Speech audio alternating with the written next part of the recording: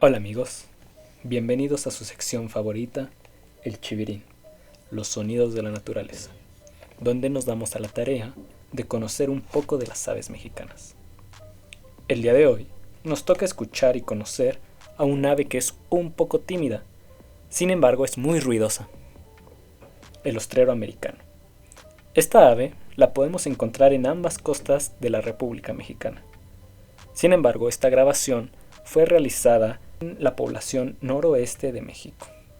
Algunos autores consideran esta población como una subespecie del ostrero americano, Haematopus palliatus frasari. Sus llamados típicos son una sola nota que se va repitiendo. Sin embargo, en época reproductiva, al encontrarnos cerca de sus nidos, huevos o pollos, ellos hacen un llamado un poco diferente, como el que podemos encontrar en los primeros segundos de la grabación. Conozcamos y disfrutemos de nuestras aves mexicanas. Con ustedes, el ostrero americano.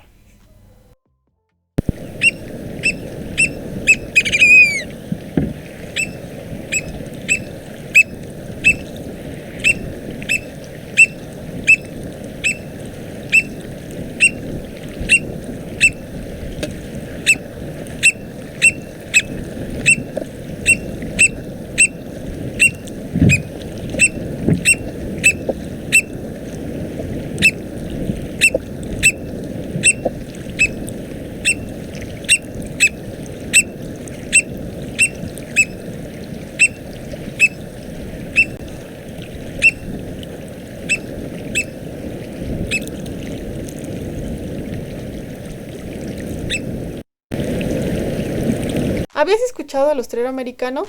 Te invitamos a seguir conociendo los sonidos de las aves de México. Comenta y comparte con tus amigos. Síguenos en nuestras redes sociales, guameros pajareros y observadores de aves del norte de Sinaloa. Conozcamos y conservemos nuestras aves mexicanas. Hasta la próxima, amigos.